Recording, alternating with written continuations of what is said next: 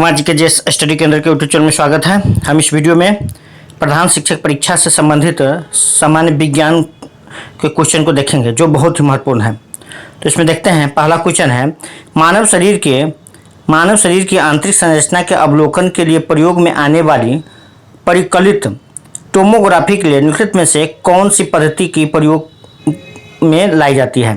तो है विकिरण समस्थानिक यानी रेडियो आइसोटोप को लाया जाता है। अगला है, प्रकाश के निम्नलिखित प्रकारों में से किसका पौधों द्वारा तीव्र अवशोषण होता है? तो नीला तथा लाल रंग का पौधों द्वारा तीव्र गति से अवशोषण होता है। इसके बाद निम्नलिखित में से कौन वर्ल्ड वाइड वेब WWW का आविष्कारक माना जाता है? Tim Berners Lee. अगला है, इलेक्ट्रॉनिकी में सोल्डरन प्रक्रिया में सोल्डर के रूप में प्रायः कौन से पदार्थ प्रयोग में लाए जाते हैं? तो उसमें शीशा तथा टीन रहता है सोल्डर के रूप में, जिसे किसी तार को सोल्डिंग किया जाता है तो सोल्डर जो होता है वो शीशा और टीन का मिश्रण रहता है। अगला है, पित्त का श्रवण कौन करता है? तो यकृत यानी पित्त का श्रवण यकृत यानी लीवर करता है। फिर अगला, निम्नलिखित में से कौन सा ऊर्जा का मात्रक नहीं है? तो ऊर्जा का मात्रक वाट नहीं, वाट जो है शक्ति का मात्रक है, शक्ति का मात्रक वाट है। बाकी जूल, इलेक्ट्रॉन वोल्ट और अर्ग जो है ऊर्जा का मात्रक है।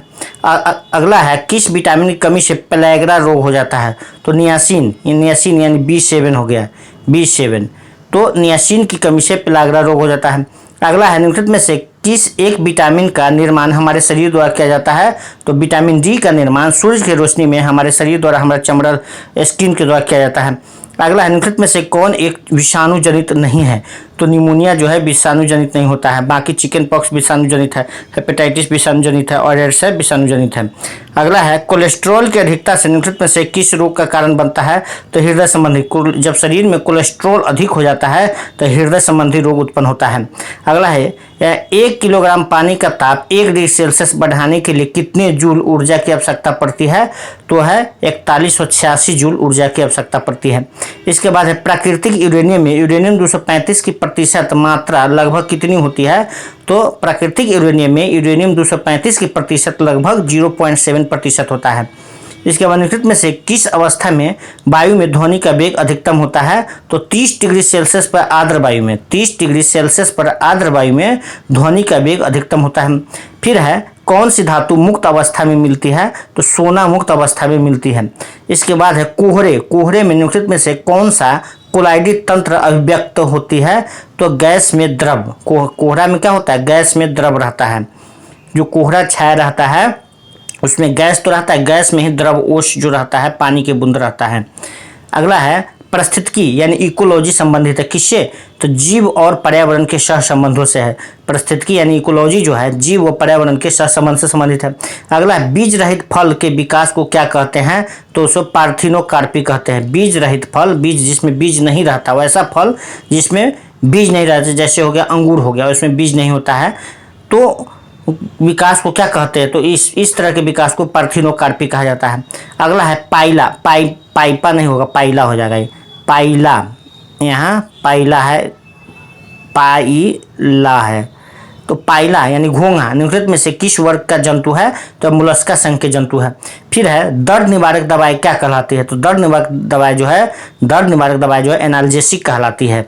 फिर है, हाइड्रोपोनिक्स क्या है? हाइड्रोपोनिक्स के संदर्भ में तो जल में पौधा को उगाना, जल में जब पौधों को उगाया जाता है, बिना मिट्टी को पौधों को जल में उगाया जाता है तो उसको हाइड्रोपोनिक्स कहते हैं।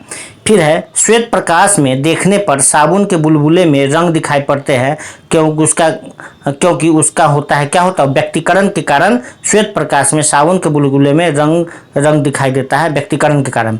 अगला है, अस्थायी चुंबक के लिए सर्वाधिक उपयुक्त धातु कौन है? तो इस्पात से अस्थायी चुंबक बनाया जाता है। इसके पारसेक किसकी इकाई है? तो खगोलीय दूरी की इकाई है। पारसेक जो है खगोलीय दूरी की इकाई को कहते हैं। इसका निम्नलिखित में से समय का मात्रक नहीं है, समय का मात्रक नहीं, तो प्रकाश वर्ष जो है, प्रकाश वर्ष दूरी का मात्रक, खगोलीय दूरी को यह दूरी का मात्रक है, प्रकाश वर्ष दूरी का मात्रक है। बाकी अधिमार्स समय का मात्रक है, चंद्रमा समय का है, लेकिन प्रकाश वर्ष जो है दूरी का मात्रक है, खगोलीय दूरी का मात्रक है। अगला है, हुक का सिद्धांत, हुक का सिद्धांत में से किससे संबंधित है? तो प्रत्यास्था से संबंधित, हुक का सिद्धांत जो है प्रत्यास्था से संबंधित है। फिर है, 1 किलो कैलोरी ऊष्मा का मान कितना होता है? तो 1 किलो कैलोरी ऊष्मा का मान 4.2 × 10⁻³ जूल के बराबर होता है। 4 × 4.2 4.2 गुने 10⁻³ जूल के बराबर होता है। फिर ताप के सेल्सियस पैमाने पर परम शून्य कितना होता है, तो -273 डिग्री सेल्सियस को परम शून्य ताप कहते हैं। इसके बाद ऊष्मा के संचरण की विधि है। ऊष्मा के संचरण चालन विधि से होता है, संवहन विधि से होता है, विकिरण विधि से होता है।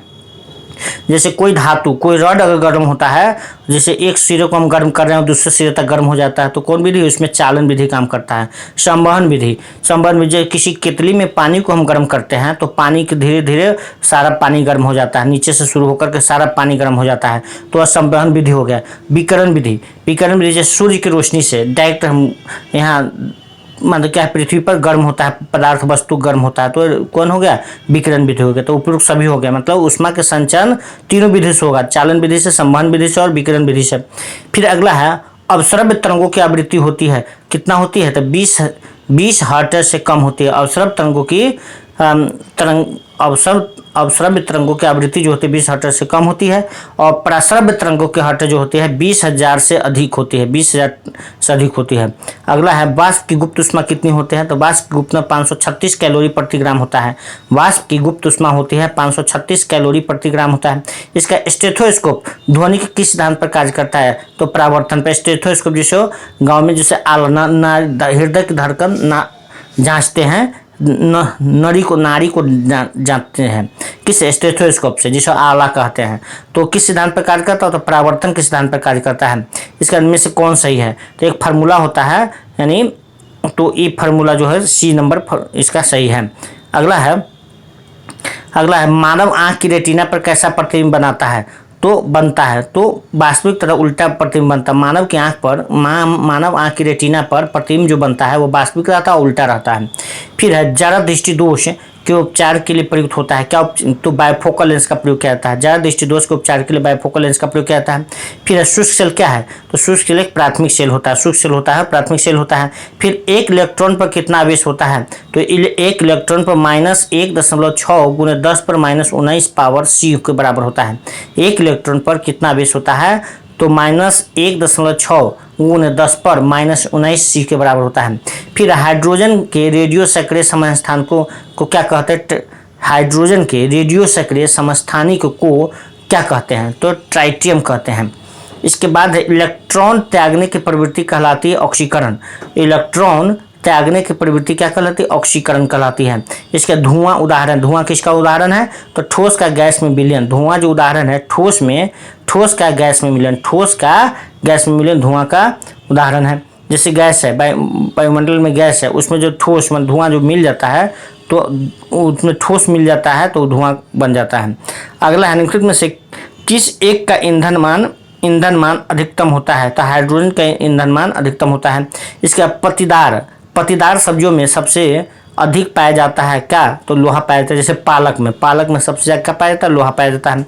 इसके बाद है वातावरण की वायु में कार्बन डाइऑक्साइड की मात्रा कितनी होती है, तो 0.03% होता है। वातावरण की वायु में कार्बन डाइऑक्साइड की मात्रा कितनी होती है, तो 0.03%। इसी प्रकार ऑक्सीजन की मात्रा होती है, ऑक्सीजन की मात्रा 21% होती है। नाइट्रोजन की मात्रा जो होती है 78% होती है। अगला है प्राकृतिक रबर को अधिक मजबूत तथा प्रत्यास्थ बनाने के लिए निम्नलिखित में से क्या मिलाया जाता है, तो उसमें सल्फर मिलाया जाता है। ज़्यादा प्रत्यास्थ बनाने के लिए उसमें सल्फर मिलाया जाता है। फिर कंप्यूटर हार्डवेयर जो आंकड़ों की बहुत अधिक मात्रा को भंडार में रख सकता है कहलाता है, क्या कहलाता है, वह चिप होता है उसका। अगला है प्लास्टर ऑफ पेरिस का सूत्र क्या है, तो प्लास्टर ऑफ पेरिस का सूत्र होता है 2CSO4H2O होता है। अगला है मधुमक्खी कॉलोनी के सदस्य एक दूसरे को किस प्रकार पहचानते हैं, तो गंध से पहचानते हैं। मधुमक्खी कॉलोनी के सदस्य एक दूसरे को गंध के द्वारा पहचानते हैं। फिर मनुष्य के जीवन काल में कितने दांत 2 बार विकसित होते हैं, तो 20 दांत जो होते हैं, जिसे दूध का दांत कहते हैं, तो दूध के दांत 2 बार विकसित होता है। इसके बाद एक पीढ़ी से दूसरी पीढ़ी में आनुवांशिक सूचना का स्थानांतरण पूरा किया जाता है, किसके द्वारा, DNA के द्वारा।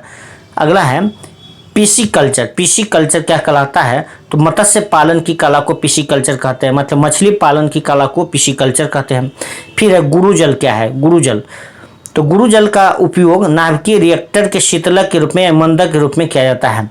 फिर है निम्नलिखित में से कौन सा ईंधन न्यूनतम पर्यावरणीय प्रदूषण उत्पन्न करता है, तो हाइड्रोजन न्यूनतम पर्यावरणीय प्रदूषण उत्पन्न करता है। इसके बाद है निम्नलिखित में से कौन सा मिश्रित उर्वरक है, तो एनपीके जो है मिश्रित उर्वरक है। इसके बाद घोंसला बनाने वाला एकमात्र सांप कौन है, तो किंग कोबरा है जो घोंसला बनाता है। फिर है दूरदर्शन प्रसारण में श्रव्य संकेतों का प्रेषण करने के लिए उपयुक्त तकनीक है, कौन तकनीक है, आवृत्ति मॉड्यूलन है। अगला है फोटोग्राफी में अस्थायीकर के रूप में प्रयुक्त होने वाला रसायन कौन होता है, तो सोडियम थायोसल्फेट होता है। फोटोग्राफी में अस्थायीकर के रूप में प्रयुक्त होने वाला है सोडियम थायोसल्फेट होता है। इसका भीड़ को तितर बितर करने में पुलिस द्वारा इस्तेमाल की जाने वाली अश्रु गैस क्या होती है, तो उसमें अमोनिया रहता है। फिर है मनुष्य की खोपड़ी में कुल कितनी अस्थियां होती है, तो मनुष्य की खोपड़ी में कुल 8 अस्थियां होती है।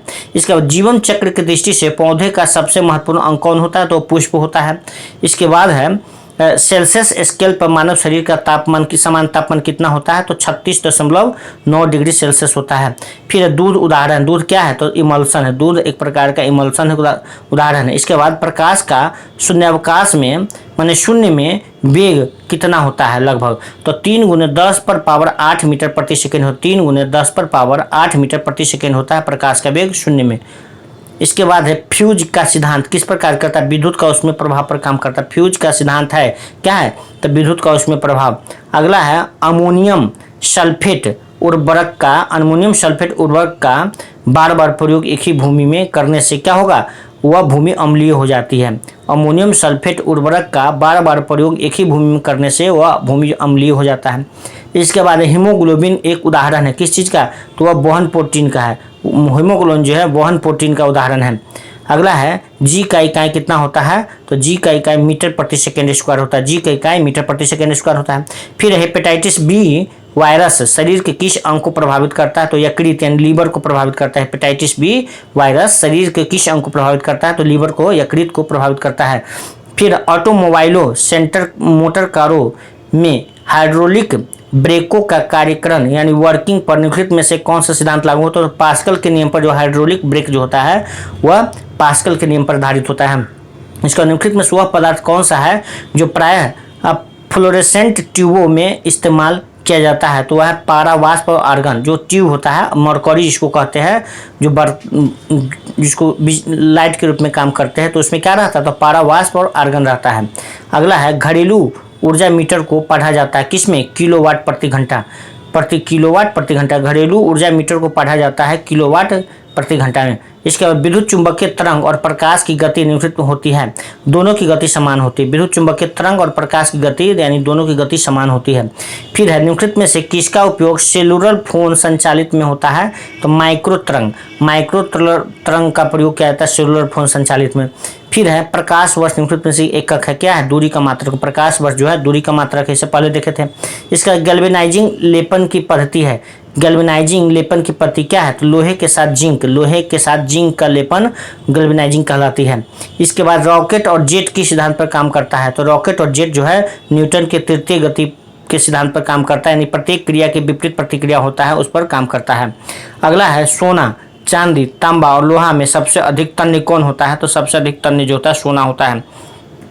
इसके बाद फोटोग्राफी का आविष्कार किसने किया, तो एल डेग्यूरे ने किया था। फोटोग्राफी का आविष्कार एल डेग्यूरे ने किया। इसके बाद जूल प्रति सेकेंड किसकी इकाई है, तो शक्ति की इकाई। जूल प्रति सेकेंड है शक्ति की इकाई है। फिर है निम्नलिखित में से किस पोषक तत्व का पाचन मुंह से पहले होता है, तो कार्बोहाइड्रेट का जो पाचन मुंह से शुरू हो जाता है, पहले मुंह से शुरू होता है कार्बोहाइड्रेट का पाचन। अगला वह गैस जो नोबेल गैस कहलाती है, तो हीलियम को नोबेल गैस कहते हैं। इसके बाद रक्त कैंसर को क्या कहते हैं, तो रक्त कैंसर को ल्यूकेमिया कहा जाता है। फिर निम्नलिखित प्रकार के कांचों में से कौन सा एक पराबैंगनी किरणों को विच्छेदित कर सकता है, तो क्रूक्स कांच जो है जिसका प्रयोग आँख के चश्मे में प्रयोग किया जाता है, वह जो है पराबैंगनी किरणों को विच्छेदित कर जाता है। क्रूक्स कांच का प्रयोग ही चश्मा के में बनता है। अब इसके बाद एक घटपर्णी यानी पिचर प्लांट, यानी यह कीटभक्षी पौधा होता है। घटपर्णी यानी पिचर प्लांट क्या होता है, एक जो होता है कीटभक्षी पौधा होता है, जहाँ नाइट्रोजन, जिस मिट्टी में नाइट्रोजन कमी होता है वहाँ पर ये मिट्टी पाया जाता है या पौधा पाया जाता है। तो घटपर्णी यानी पिचन प्लांट के निम्नलिखित में से कौन एक घट में रूपांतरित होता है? तो उसका पत्ता जो होता है घट यानी एक घड़ा के रूप में बना हुआ रहता है।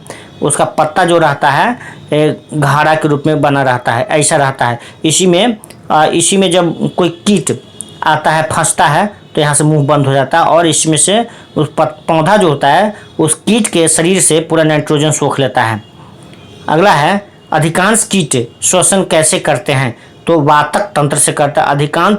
अधिकांश कीट जो है श्वसन करता है वातक तंत्र से करता है। इसके मानव के शरीर में निम्नलिखित भागों में से किस एक में शुक्राणु डिंब को निषेचित करता है? तो वह डिंबाहिनी नली में।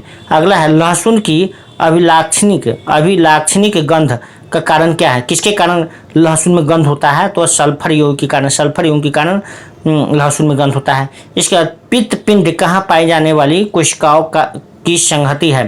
तो अंडाशय में।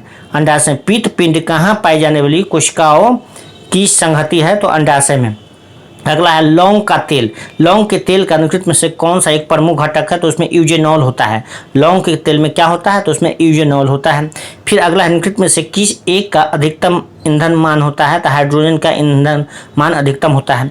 रिपीट क्वेश्चन है।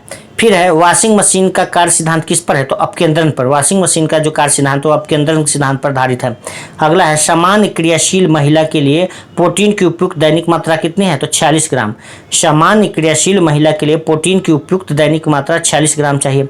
फिर अगला है द्रवों के उछाल संबंधी नियम का प्रतिपादन किसने दिया? तो आर्किमिडीज ने दिया। आर्किमिडीज ने द्रव्यों के उछाल संबंधी नियम का प्रतिपादन किसने दिया? तो आर्किमिडीज ने दिया। इस तरह से लगभग 90 क्वेश्चन इस वीडियो में था जो सामान्य विज्ञान से संबंधित था, जो प्रधान शिक्षक परीक्षा के लिए बहुत ही महत्वपूर्ण था। फिर इससे आगे अगले वीडियो में देखेंगे। तब तक के लिए धन्यवाद।